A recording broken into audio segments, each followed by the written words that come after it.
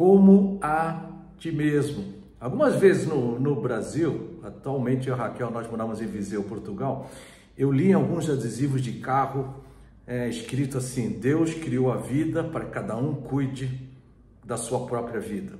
Será que Deus criou a vida para que cada um cuide da sua própria vida? Muitas das vezes nós ouvimos expressões, por exemplo, que revelam um mundo narcisista, egoísta, individualista.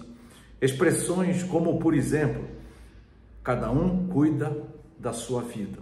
Estou ocupado demais para ter tempo para ou tempo com os outros. Basta a minha própria vida, os meus próprios problemas.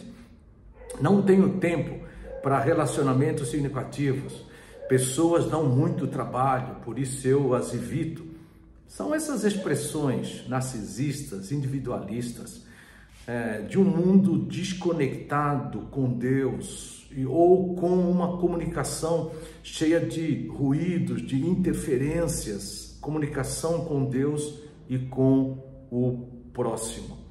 Quando nós olhamos para a palavra de Deus, e é lógico que olhar para a palavra de Deus, isso é para quem leva Deus a sério, para quem não leva Deus a sério isso é loucura. Quando nós olhamos para a palavra de Deus, nós vamos perceber que a palavra de Deus vai na contramão desses pensamentos, dessa ideologia, dessa postura. E eu quero citar aqui dois exemplos, dois textos bíblicos, um em Mateus capítulo 7, o outro em Hebreus capítulo 13. Em Mateus capítulo 7, num contexto onde Jesus Cristo está falando que deve haver um autoexame, examinar-se a si mesmo, um auto-julgamento antes de julgar os outros, onde Jesus fala sobre oração, sobre o pedir, o falar com Deus Pai, com confiança, com perseverança, sabendo que Ele dá coisas boas. Neste mesmo contexto, Jesus fala assim em tudo, Mateus 7, 12, façam aos outros o que vocês querem que eles façam, pois esta é a lei e os profetas. Ou seja, Jesus Cristo exorta a colocar em prática o fazer aos outros o bem que espera que os outros façam a ti ou a si mesmo. Aqui um imperativo de uma atitude, que é lógico no Espírito Santo, uma atitude altruísta e proativa em favor dos outros, antes de pensar no que os outros podem fazer por si, podem fazer por ti mesmo.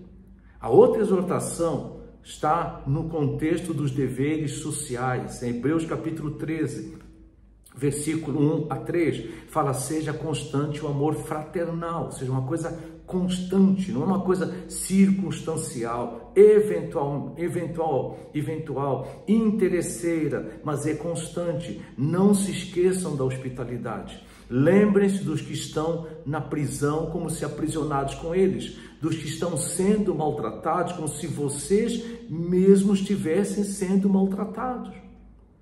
Lembrando que essas pessoas que estavam aprisionadas, sendo maltratadas naquele contexto, eram pessoas que estavam sendo aprisionadas e maltratadas por causa da sua fé em Jesus Cristo.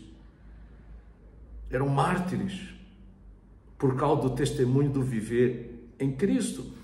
E fala: lembre-se dessas pessoas como se fosse você mesmo aprisionado com eles, sendo maltratado como eles. Isso nos lembra quando a palavra de Deus fala amar a Deus e ao próximo como a si mesmo. Ou seja, movido pelo amor fraternal, cuidar dos outros, comprometer-se, envolver daquele que é o próximo, como se fosse você mesmo, nas suas necessidades, nos seus problemas, nas suas lutas. Isso é fruto de uma verdadeira espiritualidade, do verdadeiro viver em Cristo Jesus. É pensar nos outros como a si mesmo. Cuidar dos outros como de ti mesmo. Isso é cristão. É bíblico. E é isso que Deus espera de mim e de ti. É isso que Deus espera de todos verdadeiros discípulos de Jesus Cristo. Que nós possamos a cada dia nos nossos relacionamentos a partir do lar, da família na carne e sangue.